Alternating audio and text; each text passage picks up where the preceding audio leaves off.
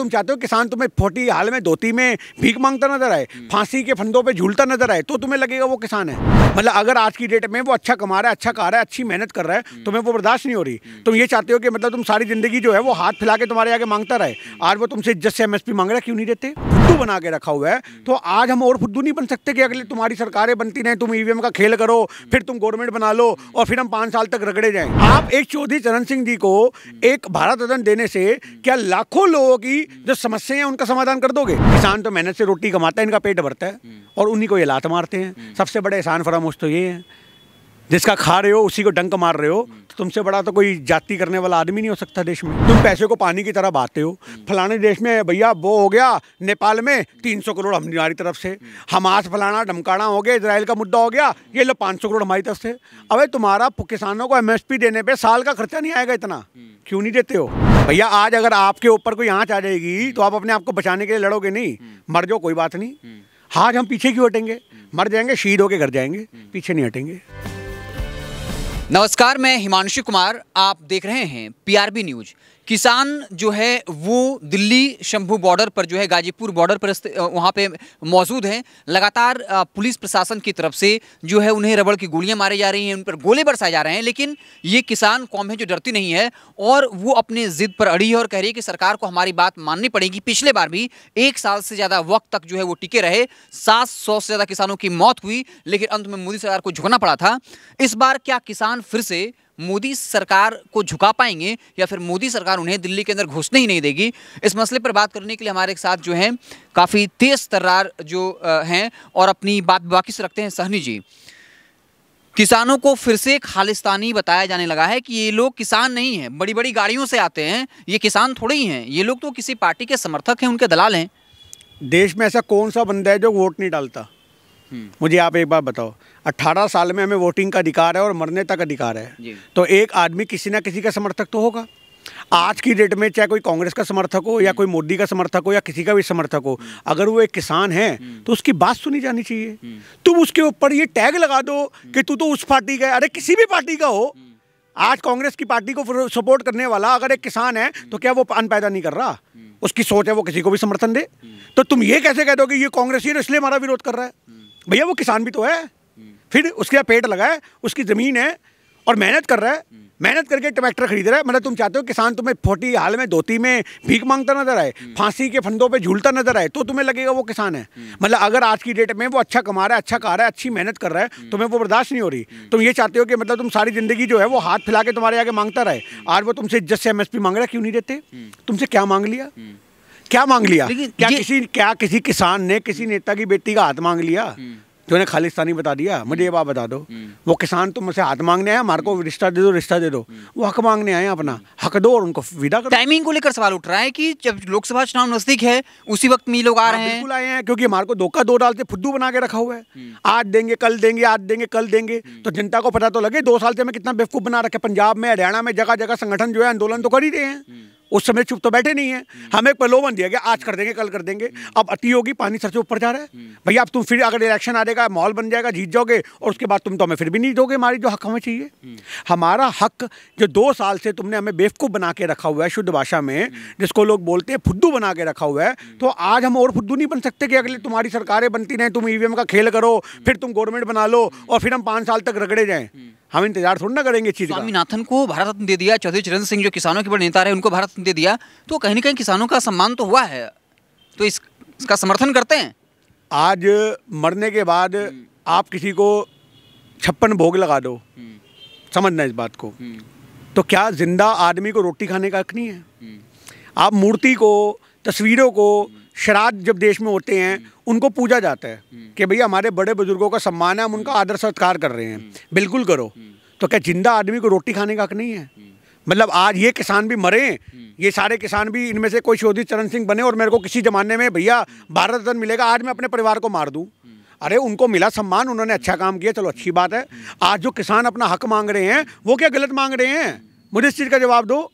आप एक चौधरी चरण सिंह जी को एक भारत रत्न देने से क्या लाखों लोगों की जो समस्याएं हैं उनका समाधान कर दोगे? नहीं कर सकते। एक सवाल है, आपको क्या लगता है कि क्या किसान झुकने वाले हैं इस बार क्या इस तरह की व्यवस्था कर दी गई है? कहा जाता है हरियाणा सरकार ने पहले से सीख लेते हुए बॉर्डर को इस तरीके से सील किया है कि गाड़ियों का आना असंभव है। तो क्या किसान इस बार सरकार को झुका पाएंगे या फिर उनको बैकफुट पे जाना पड़ेगा? क्या लगता है आपको? देखिए, झुकने वाली कौम तो है ही नहीं किसान।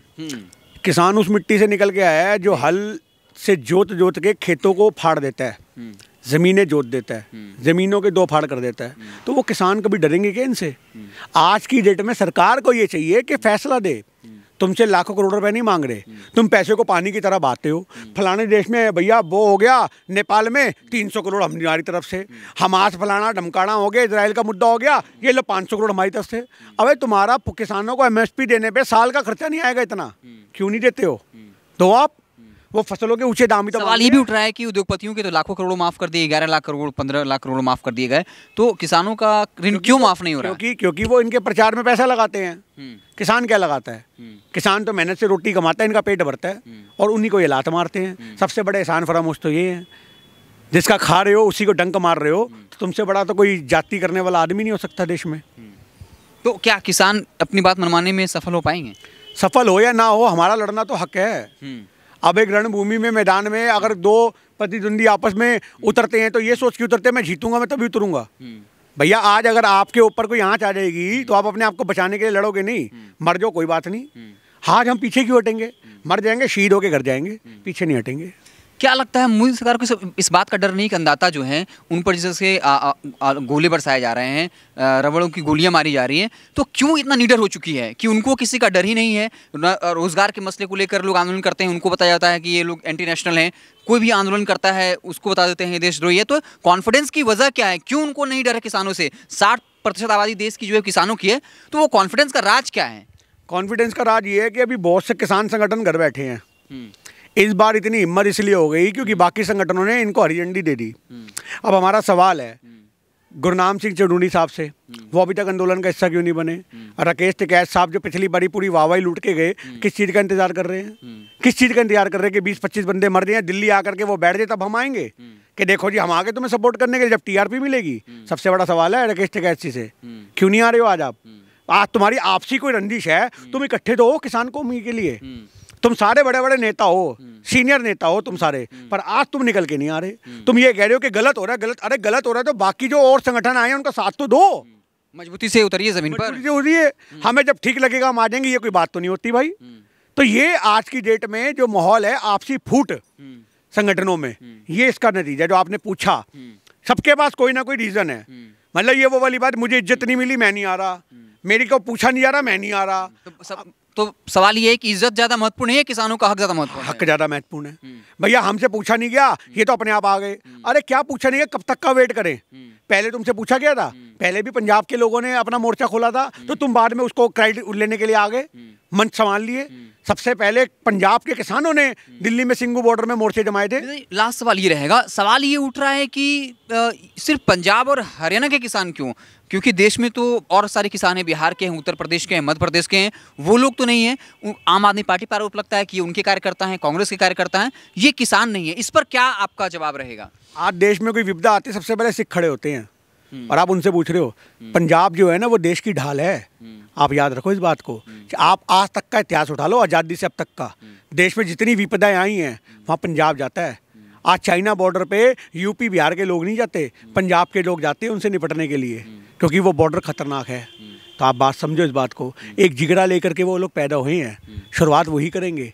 आज़ादी की लड़ाई में भी वो पीछे नहीं हटे थे। हमारे इतिहास को, सिक्खी इतिहास को आपको समझना पड़ेगा कि एक डरने वाली कौम ही नहीं है। तो आज शुरुआत वही करेगी हक के लिए। हमारे ज़मीर जिंदा हैं। कई लोग ये सोचते हैं ठीक है जो हो रहा है होने दो, जो हो रहा है होने दो। अब कई लोग ऐसे 10 रुपए के 8 रुपए मिल रहे, कोई बात नहीं, हम चुन्नी के लिए भी हक के लिए लड़ेंगे। चाहे भले तुम्हें घर में बैठा के 100 रुपए का खाना खिला देंगे, पर हक की बात है कि चुन्नी नहीं छोड़ेंगे अपनी। आप समझ रहे हो इस बात को? हम हक के पीछे हटने वाले लोग हैं, हमें जाति बर्दाश्त नहीं है। अब कुछ अगर यूपी के या बिहार के किसान ऐसे हैं जो जाति बर्दाश्त कर सकते हैं तो करो भैया, तुम मरो, तुम्हें मरने का शौक है तो। पर तुम अपनी ये एग्जाम्पल सेट करके दूसरों को नीचा क्यों दिखा रहे हो? आज यूपी के, बिहार के, राजस्थान के अगर कुछ ऐसे किसान हैं जो ये बोलते नहीं जी हमें तो कोई फर्क नहीं पड़ रहा, और भैया तुम्हारा पेट इतने से में भर रहा होगा, हमारा नहीं भर रहा। हमें दूध भी चाहिए, हमें लस्सी भी चाहिए, हमें छाछ भी चाहिए, हमें मक्खन भी चाहिए अपनी रोटी के ऊपर। उसके लिए मेहनत भी करेंगे, अपने बच्चों को स्ट्रांग बनाएंगे। तुम बाजरे की रोटी खा के अगर संतुष्ट हो, प्याज पे मुक्की मार के संतुष्ट हो, तुम्हें वही फटी धोती में किसानी का जीवन चाहिए, तो वो तुम्हारी कमी है।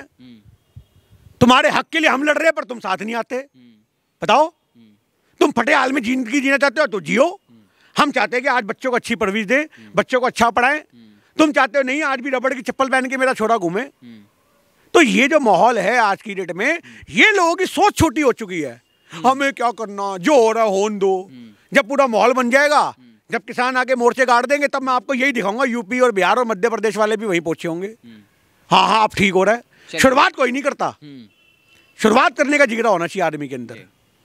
तो चलिए, हमारे साथ सहनी जी थे, काफ़ी बाकी से अपनी बात रखी। जो किसान हैं उनका आंदोलन जो है उग्र होता जा रहा है और कहा जा रहा है कि किसान जो है वो काफ़ी ज़िद्दी होते हैं। पिछली बार आपको याद होगा 700 से ज़्यादा किसानों की मौत हुई, फिर भी वो साल भर से ज़्यादा डटे रहे।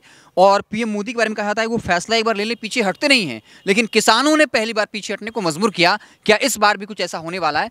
आपको क्या लगता है? कमेंट बॉक्स में अपनी राय जो है वो ज़रूर दीजिएगा। बहुत बहुत धन्यवाद।